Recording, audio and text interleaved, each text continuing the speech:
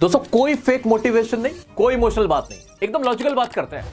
तुम्हें अभी पढ़ने पड़ रहे 6 सब्जेक्ट, मैं पढ़ाता हूं सिर्फ एक इंग्लिश, वो भी पिछले 15 साल से। मैं जानता हूं एग्जाम में क्या पूछा जाता है, कौन सा टॉपिक कितना डिफिकल्ट है, कितना आसान है।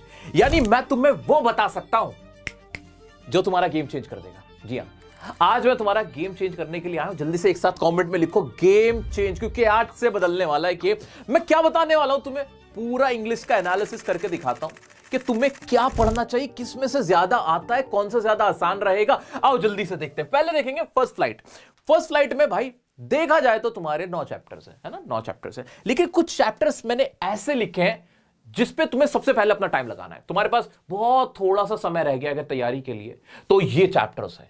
सबसे ज्यादा समय किस पे लगाना है, तो ये चैप्टर्स है। क्यों है ये चैप्टर इतने इंपॉर्टेंट, बताता हूं। सबसे पहला है a letter to God. Variety ही नहीं है, वैरायटी ही नहीं है इसमें। सीधा सा एक छोटा सा इवेंट है कि वो एक लेटर लिखता है गॉड को हेल्प के लिए, 100 पैसों के लिए। बाद में जो उसकी हेल्प करता है उसी को वो बंच ऑफ क्रुक्स कह देता है। बस इतना से, कहानी ही ज्यादा नहीं है, बहुत आसान है, जल्दी कर लोगे। एग्जाम में बहुत पूछा जाता है। अ लेटर टू गॉड वो चैप्टर है। खोलते टिप्स पे होना चाहिए, टिप्स पे होना चाहिए। दूसरे नेल्सन मंडेला, सबसे इंपॉर्टेंट चैप्टर तुम्हारी किताब का। थोड़ा सा बोरिंग लगेगा, ऐसा लगेगा वैसा लगेगा, अरे मैंने वीडियो अलग से बना रखा है, वो देख लेना। लेकिन सबसे ज्यादा 6 नंबर का सवाल जिससे बनता है ना भाई, ये है नेल्सन मंडेला। अच्छा, इसमें फायदा क्या है, इसके जो क्वेश्चन होते हैं ना नॉर्मल होते हैं कि बताओ डिस्क्रिमिनेशन पे तुम क्या कहना चाहोगे। अगर तुम्हें कुछ भी नहीं आता, भूल भी जाते हो, कहीं कोई दिक्कत भी आ रही है, 2-4 लाइन अपनी तरफ से भी बनानी पड़ रही हैं, तो इसमें बन जाती हैं। कैसे बन जाती हैं, क्योंकि भाई हमारे देश में भी तो स्ट्रगल ही हुआ था। फ्रीडम फाइटर्स ने बहुत स्ट्रगल किया था, अल्टीमेटली सक्सेस मिली थी, डेमोक्रेसी आई थी, यही तो था। तो ये पढ़ना आसान है, इसके बारे में लिखना आसान है।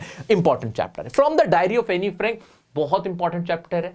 पढ़ना सबसे आसान क्यों है इन चैप्टर्स को, क्योंकि नेल्सन मंडेला कोई काल्पनिक कोई व्यक्ति नहीं है, ये रियल में एक इंसान थे। तो इनके बारे में अगर कहीं इधर उधर से भी पढ़ लोगे, इधर उधर की वीडियो भी देख, तो भी क्लियर हो जाता है। ऐसे एनी फ्रैंक भी रियल लाइफ का कैरेक्टर, एक लड़की की कहानी है। इसमें भी वैरायटी नहीं है, बहुत सिंपल है, बहुत इजी है कि क्या क्या उसने उसमें अपनी डायरी में लिखा हुआ था। तो सबसे पहले अपना बैकग्राउंड बताया हुआ था, और उसके बाद क्या हुआ था, उसके बाद उसने बताया कि क्लास में अभी प्रेजेंट सिनेरियो क्या, कैसे उसके टीचर थे मिस्टर कीजिंग, वो उससे कैसे बहुत ज्यादा इरिटेट होते थे, क्योंकि उसको चैटर बॉक्स की आदत थी, वो एक चैटर बॉक्स थी, बोलने की बहुत आदत थी। इस पर वो होमवर्क देते थे। इससे ज्यादा कुछ है नहीं, वैरायटी नहीं है। अगर वो 2-3 लाइन, 4-5 लाइन तुमने घोल के पी ली और तुम्हें ये चैप्टर फिर अगर एग्जाम में पूछा जाता है तो तुम लिख दोगे, इजीली लिख दोगे, ज्यादा कुछ नहीं है इसके अंदर। नेक्स्ट के अगर मैं बढ़ता हूं तो मैडम राइड्स द बस, इतनी मजेदार कहानी है और इतनी सिंपल है, इतनी इजी है। क्या किया था उसने, कैसे वो राइड की थी, पहले खुश क्यों थी और बाद में खुश क्यों नहीं थी।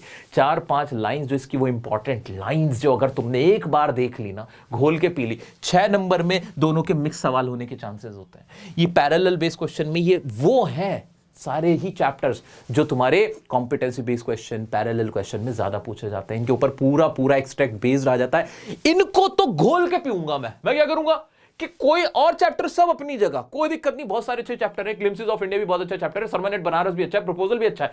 सारे ही करने हैं, सारे ही करके जाऊंगा भाई, सारे ही करके जाऊंगा। लेकिन ये वो है, इनका तो एक एक सवाल बना के रखूंगा। इनका क्वेश्चन बैंक से लेके सैंपल पेपर में जो पूछा गया, पीवाईक्यू में जो पूछा गया, एक्सट्रैक्ट बेस सबसे ज्यादा इनके करूंगा, क्योंकि ये वो है जो मुझे कम समय में ज्यादा नंबर दिलाएंगे। आइए आगे बढ़ते हैं। अब बात करता हूं अगर मैं पोएम्स की। भाई 10 पोएम है, लेकिन तुम्हें पूरी 10 पे एक साथ अटैक नहीं करना।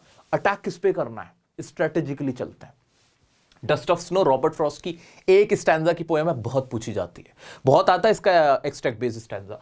फायर एंड आइस बहुत आसान है, कुछ है ही नहीं इसमें कि फायर का मीनिंग क्या था, आइस का मीनिंग क्या था। जिसको ये पता चल गया, हो गया काम, कुछ है ही नहीं, बिल्कुल हलवा। ये 10 मिनट में कवर हो जाती है पोएम, 10 मिनट में।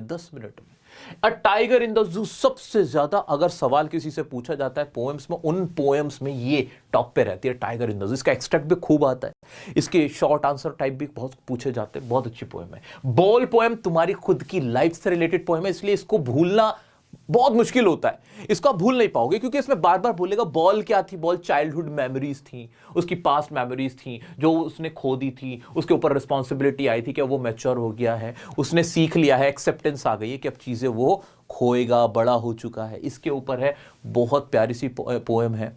तो ये बॉल पोएम तुम्हें करनी है, ठीक है। आगे बढ़ जाते हैं। जॉन बैरीमैन की बॉल पोएम, उसके बाद अमेंडा, बिल्कुल तुम्हारी लाइफ से रिलेटेड है, सबसे ज्यादा पूछी जाने वाली, और कुछ भी नहीं है कि उसकी मदर उसको नैग कर रही है कि ये कर लो, वो कर लो, ये कर लो, वो कर लो, और वो कह रही कि मैं मर्मेड होती, इससे अच्छा तो मैं ऑर्फन होती। बस यही तो कह रही, कुछ भी नहीं है, हलवा है। अब मैं इसकी कंपैरिजन अगर करने लग जाऊं the tale of custard the dragon से। भाई इन टोटल पोएम्स में इतने स्टैंजा नहीं है जितने अकेली the tale of custard the dragon में, जो कि तुम्हारी सबसे लास्ट पोएम है ना। तो मैं बेवकूफ थोड़ी हूं कि मैं उस पोएम पे सबसे ज्यादा समय लगाऊंगा। एग्जाम में जो क्वेश्चंस आते हैं उनमें चॉइस होती है कि नहीं, तो चॉइस में मैं इनको इतने बढ़िया से खोल के जाऊंगा कि अगर चॉइस में मुझे इनमें से कोई सी पोएम दिखेगी, चाहे वो एक्सट्रैक्ट वाला हो, स्टैंजा बेस्ड क्वेश्चन हो, चाहे फिर मेरे शॉर्ट आंसर टाइप कोई सा भी हो, तो मैं इनमें पकड़ लूंगा ना, इनमें पकड़ लूंगा कम समय में। कितनी पोएम बताएं? 1 2 3 4 5, बस 5 पोएम्स है। 10 में से 5 ऐसी पोएम निकाल के दी हैं कि जो तुम्हें एग्जाम में ऐसे भर भर के नंबर चले। इनका कुछ मत छोड़ना, इनके खूब सारे एक्सट्रैक्ट लगाना, इनके शॉर्ट आंसर खूब करना, इनके जो कॉम्पिटेंसी बेस्ड क्वेश्चन वाले वो सब अच्छे से करना। वही अगर मैं कंपैरिजन करूं इन पोएम की, मैं कंपैरिजन करूं how to tell wild animal से, how to tell wild animals, भाई पोएम के नाम पे ये कुछ भी नहीं है। ये तो एक बार पढ़ भी लो, उससे भी याद हो जाएगी, जानवरों की पहचान ही तो बताई है और कुछ भी नहीं है इसमें। तो इसमें इतना ज्यादा समय लगाने की जरूरत नहीं पड़ती है, अपने आप कवर हो जाती है। बोरिंग सी भी है, काफी बड़ी भी है। ये वो पोएम थी जो तुम्हें नंबर खूब दिलाएंगी, कम समय में तैयार हो जाएंगी। आगे बढ़ते, again I repeat my words, syllabus पूरा करके जाना। याद रखना सबका सेट अलग होता है और हर पोएम से, हर चैप्टर से कुछ ना कुछ ऑलमोस्ट पूछा जाता है। ये वो है जिनको टिप्स पे रखना है, जिन्हें अपनी स्ट्रेंथ बनाना। अगर इनको स्ट्रेंथ बना के एग्जाम में जाओगे तो तुम्हारा कॉन्फिडेंस एक अलग लेवल पे होगा, क्योंकि इनमें से सबसे ज्यादा क्वेश्चन तुम्हें दिख रहे होंगे। इनमें जो महंगे वाले क्वेश्चन है 6 नंबर वाले, जो एक्सट्रैक्ट है जिसमें नंबर लूटे जा सकते हैं, वो तुम्हें ज्यादा दिखेंगे। अभी से बताता हुआ चल रहा हूं, ठीक है। आ जाओ अब देखते हैं फुटप्रिंट्स विदाउट फीट। भाई वैसे तो इसमें भी 9-10 चैप्टर हैं। इसमें कौन से ऐसे चैप्टर हैं जो तुम्हें वैरायटी कम देते हैं, नंबर ज्यादा देते हैं? अ ट्रायम्फ ऑफ सर्जरी कुछ भी नहीं है। उसका कुत्ता होता है, मलन्यूट्रिशन का शिकार हो, उसे लग रहा होता है ओवर पैम्परिंग करता है, ओवर ईटिंग करा देती हैं मिसेस पम्फरी। फिर डॉक्टर हैरियट होते हैं, वो क्या करते हैं, कोई सर्जरी वर्जरी नहीं करते, बस उसको खाना नहीं देते और कुछ भी नहीं है। ओवर पैम्परिंग, ओवर ईटिंग के ऊपर है, ओवर लविंग, किसी को कोई बहुत ज्यादा प्यार कर रहा है उसके ऊपर है। ट्रायम्फ ऑफ सर्जरी कुछ भी नहीं था। द मिडनाइट विजिटर सबसे आसान। क्या वैरायटी है? कुछ नहीं कि वो रूम में जाता है, रूम में उसको पहले से कोई और मौजूद मिलता है, वो एक कहानी सुनाता है, वो 3 लाइन की कहानी। हर जगह वही सवाल घूम फिर के आएगा कि वो कैसे अपनी चालाकी से सामने वाले को आउटविट कर देता है, कितना विटी होता है। बस ये तो दिखाना है कि मैक्स नाम का जो वहां पे स्पाई आता है, कैसे उसको ऑजेबल बाहर निकाल देता है, कैसे जान बचा लेता, बल्कि मरवा देता है उसको। तो वो बालकनी वाला इसके अंदर एक एपिसोड है, बहुत आसान सा है, 3-4 लाइन में खत्म हो जाता है। मैंने चैप्टर्स बना रखे हैं, अलग अलग सेपरेट चैप्टर बना हुआ है इसका। मिडनाइट विजिटर का अलग चैप्टर है, क्वेश्चन ऑफ ट्रस्ट का अलग है। सारे टॉपिक्स पहले ही मैं करा चुका हूं, तब मैं ये बात कर रहा हूं। अब एक और चैप्टर आता है, the making of a scientist. तो मैं जानता हूं तुम्हें लगता है कि sir making of a scientist बड़ा बोरिंग है, मजा नहीं आता। भाई साहब इसमें सिर्फ 2 क्वेश्चन बनते हैं। एक तो उसकी मां का क्या रोल था उसके साइंटिस्ट बनने में, और दूसरा जो क्वेश्चन सबसे ज्यादा पूछा जाता है वो क्या होता है कि ब्रिलियंट साइंटिस्ट बनने के लिए क्या करना होता है, एक अच्छा साइंटिस्ट बनने के लिए क्या क्या चीजें होनी चाहिए।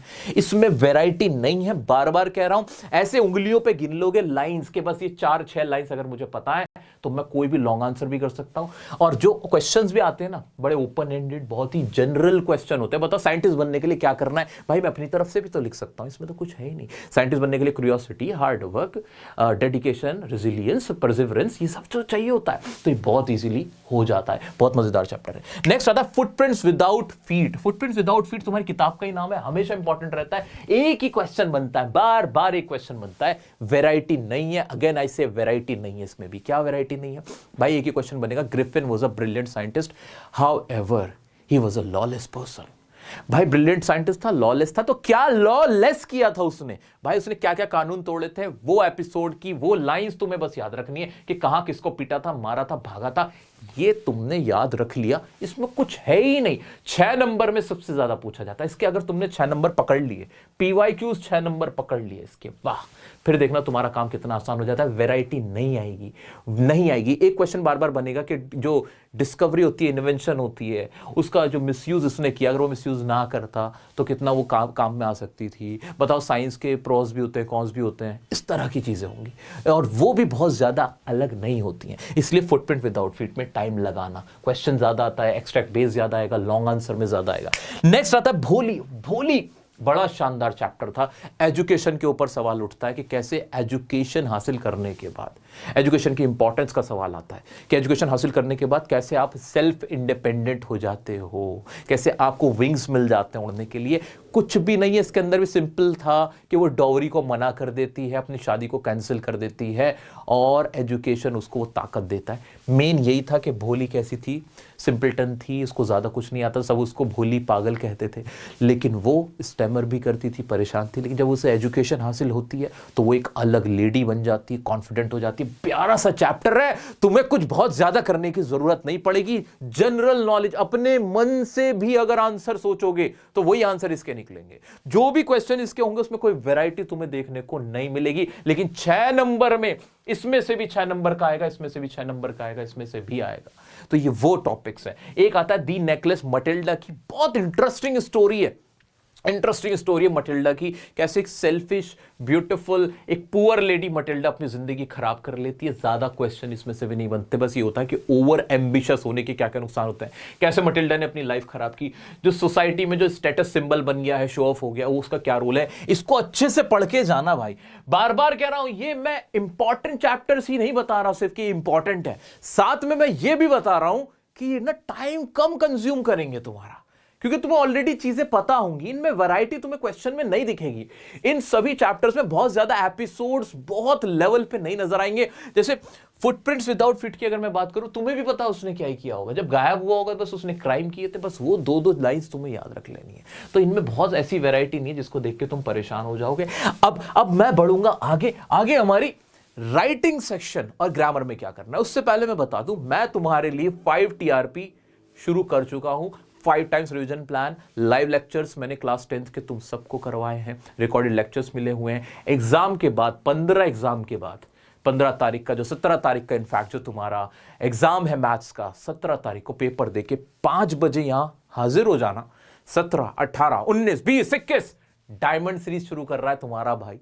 डायमंड सीरीज में ना मोस्ट इंपॉर्टेंट क्वेश्चंस और जितने भी ये टॉपिक्स हैं, आंसर लिखना कैसे, लिख लिख के प्रैक्टिस पूरा यहां पे सेट करवा दूंगा बहुत आसानी से। तो 17, 18, 19, 20, 21 को तो एग्जाम ही है तुम्हारा। बिल्कुल भी कुछ और मत सोचना, चुपचाप से आके अपने लैपटॉप अपने मोबाइल के आगे बैठ जाना लाइव, तुम्हारा भाई तुम्हें यही मिलेगा। साथ ही 8 तारीख को 8 फरवरी को तुम्हारा मैं एक एग्जाम ले रहा हूं ऑल ओवर इंडिया लेवल पे। अगर ये वीडियो तुम 8 तारीख से पहले देख रहे हो तो वो एग्जाम तुम्हें जरूर देना है, ठीक है।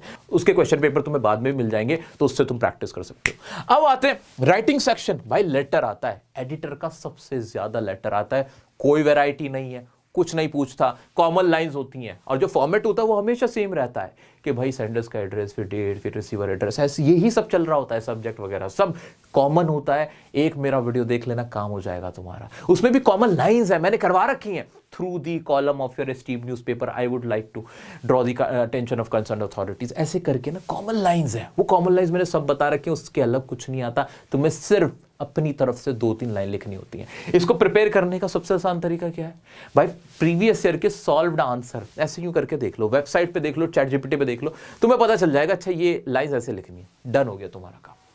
एनालिटिकल पैराग्राफ, भाई 5 नंबर का एग्जाम में आएगा, हाथ पैर फूल जाते हैं तुम्हारे, कुछ भी मत करना। इसमें फोकस करना है तुम्हें कॉमन लाइंस पे। कुछ कॉमन लाइंस होती हैं जो कि हर एनालिटिकल पैराग्राफ में तुम लिख सकते हो। कहाँ है वो कॉमन लाइन, क्या है वो कॉमन लाइन, टेंशन क्यों ले रहे हो, मैंने 5 TRP के अंदर करवा रखा है। एनालिटिकल पैराग्राफ बाय डियर से सर्च करोगे, उसमें मिल जाएगा। अरे डायमंड सीरीज में तो जुड़ोगे मुझसे, वहां करवा दूंगा।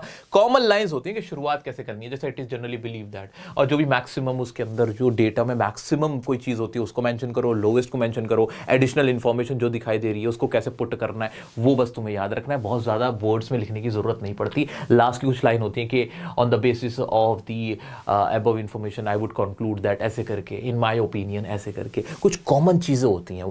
एग्जामिनर ये नहीं देखना चाहता कि तुमने उसको डेटा को कितने अच्छे से एनालाइज, भाई तुमने जो वर्ड्स लिखे हैं, जो फ्रेजेस लिखे हैं, वो कितने शानदार हैं, वो ज्यादा मैटर करता है, ठीक है। आगे बढ़ते हैं ग्रामर की तरफ। ग्रामर में बहुत सारा टॉपिक्स होते हैं, लेकिन मैं तुम्हें जूस पिला रहा हूं कौन से टॉपिक से सबसे ज्यादा क्वेश्चन आते हैं, किसको पक्का कर लोगे तो एग्जाम में बहुत बढ़िया करके आओगे। मत पढ़ना उन चक्करों में कि सब्जेक्ट वर्ब कॉन्कर्ड करना है और फिर हमें सब्जेक्ट वर्ब एग्रीमेंट करना है, हमें फिर प्रेपोजिशन और ये करना है। भाई मत फंसना, बहुत आसान तरीका बता रहा हूं। तुम्हें क्या करना है, प्रेजेंट इंडेफिनिट पक्का करो, पास्ट इंडेफिनिट पक्का करो, परफेक्ट कंटिन्यूअस पक्का करो। ये 3 पक्का कर लेना, इसी में से मैक्सिमम एरर डिटेक्शन के क्वेश्चन बन जाएंगे तुम्हारे। मैक्सिमम क्वेश्चन इनमें से आते हैं। टेंस की अगर मैं बात करूं, सब्जेक्ट वर्ब एग्रीमेंट इसी में कवर हो जाता है कहीं ना कहीं।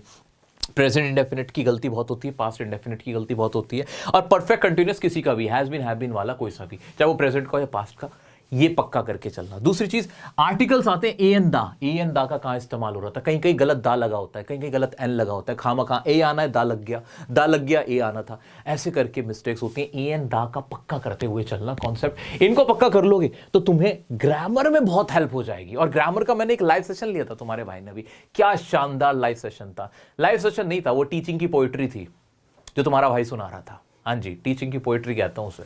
ऐसे रिदम में हम लोगों ने 5 घंटे, ऐसे 5 घंटे बीत गए, पता ही नहीं चला। पूरी ग्रामर, जिसमें ये सारी चीजें, एनालिटिकल, पैराग्राफ, राइटिंग सेक्शन, सब कुछ कवर किया था। सारी ग्रामर 0 से शुरू करी थी और एंड तक लेके गया था। वो सेशन अब तक नहीं देखा, देख लेना। 1 घंटा लगा के, 1-1 घंटा लगा के देखना, फास्ट फॉरवर्ड करके देखना, बट देखना देना, कॉन्फिडेंस तुम्हारा अपने आप बढ़ जाएगा। एक मॉडल्स को पक्का करते हुए चलना, खास तौर से मस्ट कहां आएगा, कैन कहां आएगा, माइट कहां आएगा, ये वाले सवाल ज्यादा पूछे जाते हैं। तो ग्रामर में वैसे पूरी ग्रामर पढ़ो, कोई प्रॉब्लम नहीं, तुम्हारे पास समय है, पढ़ो। लेकिन सबसे पहले प्रायोरिटी पे कौन सा रखना है, इन्हें रखना है। समय कम है, क्या करूं, बिल्कुल समय नहीं बचा हुआ यार। डर लग रहा है, कॉन्फिडेंस बढ़ाना है, डर लग रहा है, कॉन्फिडेंस बढ़ाना है, गेम चेंज करना है, ये है वो टॉपिक। और सच बता रहा हूं, ये किसी किताब में नहीं लिखे, कोई तुम्हें बताएगा नहीं। क्यों?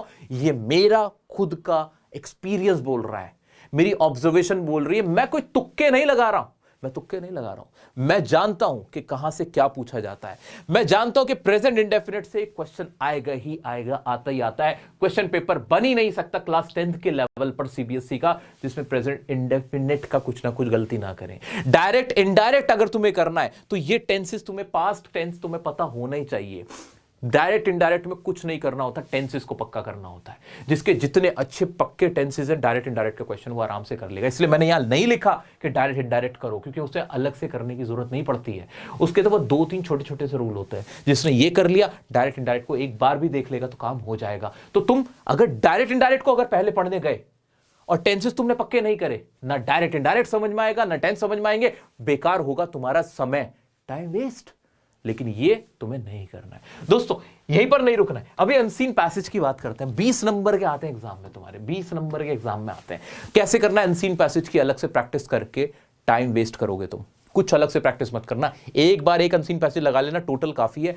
उसकी जगह वोकैब पे ध्यान देना। तुम्हें जितनी वोकैब लर्न कर सकते हो, ज्यादा से ज्यादा वोकैब को लर्न करना है। मैंने लाइव सेशन लिया था वोकैब का, 1000 से 1200 वोकैब लर्न कराई थी खड़े खड़े।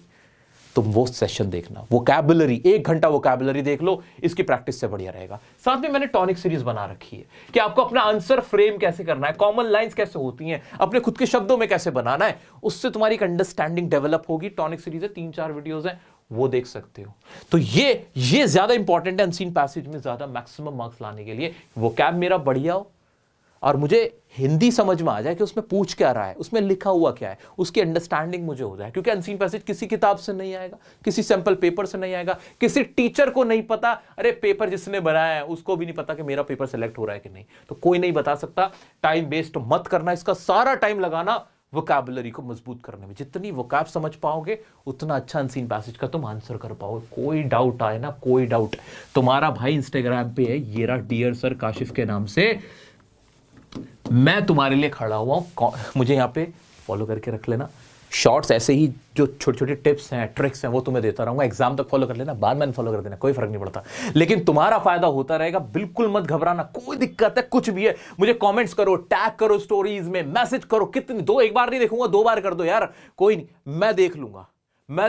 मैं चाहे रिप्लाई ना करूं, बट मैं तुम्हारी समस्या समझ लूंगा। दोस्तों, ये आज मैंने तुम्हें ना जूस पिलाया, रस पिलाया, इस तरह से जाओगे कम से कम 15 से 20 नंबर फालतू करके लेके आओगे। अगर तुम्हारे अभी 60 आने होंगे ना, तो 60 की जगह कोई बड़ी बात नहीं, 75 तक पहुंच जाओगे।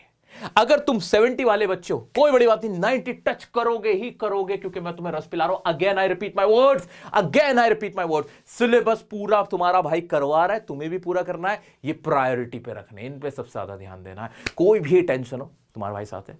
मिलते हैं नेक्स्ट वीडियो में। अगर तुम्हें वीडियो पसंद आई, लाइक से भर देना, चैनल को सब्सक्राइब करके रखना। मिलते हैं नेक्स्ट वीडियो में, बाय बाय।